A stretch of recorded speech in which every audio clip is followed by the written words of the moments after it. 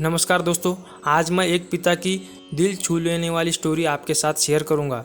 यह दिल छू लेने वाली स्टोरी एक पिता के जज्बातों की कहानी है। इस कहानी से आप लोगों को बहुत कुछ सीखने को मिलेगा। इस कहानी को लिखने का मेरा एक ही मतलब था कि मैं पिता की भावनाओं को आप लोगों के साथ एक बहुत ही सुंदर स्टोरी में पिरोकर आप लोगों के सामने पेश करूं। अगर आपको यह मेरा प्रयास पसंद आता है तो दोस्तों इस कहानी को लाइक ज़रूर करें। आपने माँ के बारे में बहुत सुना होगा, बहुत जगह पढ़ा भी होगा कि माँ के लिए अच्छी अच्छी कहानियाँ लिखी जाती है, अच्छी अच्छी कविताएं कर दी जाती है, बहुत सी शायरी भी माँ के ऊपर है, लेकिन पिता के बारे में बहुत ही कम लिखा गया है। तो दोस्तों यह हार्ट टचिंग स्टोरी उन फादर्स को समर्पित है जो अपने परिवार के लिए जी जान से काम करते हैं, अपने बच्चों के सपने पूरे करने के लिए पूरा जीवन लगा देते हैं। तो चलो चलते हैं हमारे छोटी सी स्टोरी की तरफ। जब मैं घर से गुस्से में बड़बड़ाते हुए निकल आया था और बस स्टैंड की तरफ आगे बढ़ने लगा, मन ही मन बड़बड़ा रहा था। पता नहीं कितने पैसे छुपा के रखे हैं, लेकिन मेरे लिए एक बाइक तक नहीं ले सकते। अब मैं यहाँ से चला जाऊँगा, तब तक वापस नहीं आऊँगा जब तक मैं खुद के पैसों से बाइक नहीं खरीद लेता। इतना सोच ही रहा था, तभी मेरे पैर में कुछ चुभने का एहसास हुआ। नीचे देखा तो समझ आया कि जल्दबाजी में पापा के जूते पहन आया हूँ। उन जूतों में कील उभरी हुई थी जो मेरे पैरों में बार बार घाव किए जा रही थी। लेकिन उस समय गुस्सा अधिक था तो मैं बड़बड़ाती हुई आगे बढ़ गया। एकाएक मुझे याद आया कि मैं पापा का पर्स भी साथ में लाया हूँ। मेरे खुरापती दिमाग में ख्याल आया, क्यों ना आज पापा का पर्स चेक किया जाए, जिसे आज तक उन्होंने किसी को हाथ तक लगाने नहीं दिया। पता नहीं कौन सा खजाना छुपा के रखा है इस पर्स में जो किसी को हाथ नहीं लगाने देते। जब मैंने पापा का वह पर्स खोलकर देखा तो उसमें पैसे तो नहीं मिले, लेकिन पैसों की जगह एक डायरी रखी हुई थी।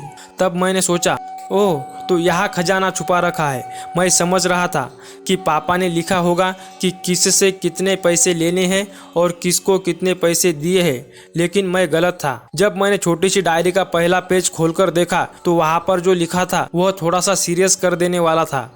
डायरी में जो लिखा था वह पढ़ने के बाद मेरे चेहरे पर जो एक्सप्रेशन थे वो गायब हो चुके थे, क्योंकि डायरी में वैसा कुछ नहीं था जो मैं सोच रहा था। वहाँ पर उन पैसों का हिसाब लिखा हुआ था जो अलग अलग कामों के लिए अलग अलग लोगों से उधार लिए गए थे।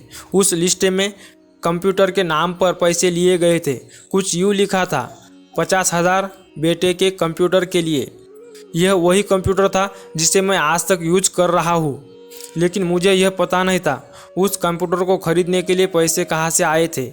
लेकिन आज पता चल रहा था। मुझे आज भी याद है जब मैंने पहली बार कैमरे के लिए जीत की तो पापा ने मुझे 2 हफ्ते बाद मेरे बर्थडे पर लाकर दे दिया, जिसे देखकर मैं बहुत खुश हुआ था। और मुझे खुश देखकर मुझसे कहीं ज़्यादा अगर कोई खुश था तो वह थे पापा।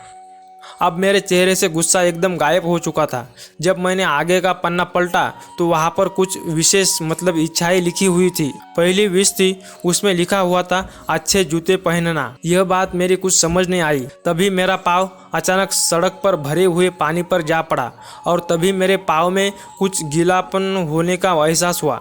जब मैंने जूता उतार कर देखा तो उसका तला टूटा हुआ था। यह देखकर मुझे डायरी में लिखी बात याद आ गई। तभी मुझे पापा की कई बातें भी याद आ रही थी कि कैसे माँ जब कहा करती थी पापा से, अब तो जूते पुराने हो गए, नए ले लीजिए, तो पापा अक्सर यह कहकर टाल दिया करते थे, जूते अभी और चलेंगे, अभी कुछ दिन पहले ही तो लिए थे। अब उस डायरी का आखिरी पन्ना बचा हुआ था। उस पन्ने को जब मैंने पलट कर देखा तो वहाँ कल की डेट लिखी हुई थी। तारीख के नीचे लिखा हुआ था 50,000 रुपये बाइक के लिए। बस इतना पढ़ा और दिमाग सन्न रह गया। अब मन में कोई शिकवा गिला नहीं बचा था, बस मेरे आंखों में आंसू चले जा रहे थे। मुझे आज तक नहीं पता तब मैं क्यों रोए जा रहा था। अब मैं जल्दी से घर की तरफ भागा, लेकिन जूतों की वह कील पाँव में अब तक घाव बनाने में कामयाब हो चुकी थी। मैंने जूतों को रास्ते में ही निकाल कर फेंक दिया और भागते लड़खड़ाते हुए घर जा पहुंचा, लेकिन पापा घर पर नहीं थे। मैं समझ गया वह कहाँ गए थे। मैं सीधा पास वाली बाइक एजेंसी की तरफ भागा।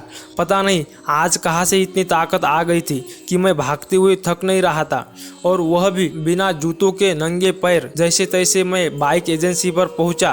पापा वहीं थे। मैंने पापा को दौड़कर गले लगा लिया और मेरी आंखों से आंसू रुकने का नाम नहीं ले रहे थे। पापा समझ नहीं पा रहे थे आखिर हो क्या रहा है, मैं क्यों रो रहा हूँ। मैंने पापा से कहा, पापा मुझे मोटरसाइकिल नहीं चाहिए, आप अपने लिए जूते ले लीजिए। अब आज से मैं जो भी करूँगा अपनी मेहनत से अपने बलबूते पर पढ़कर करूँगा। दोस्तों बस इतनी सी कहानी थी।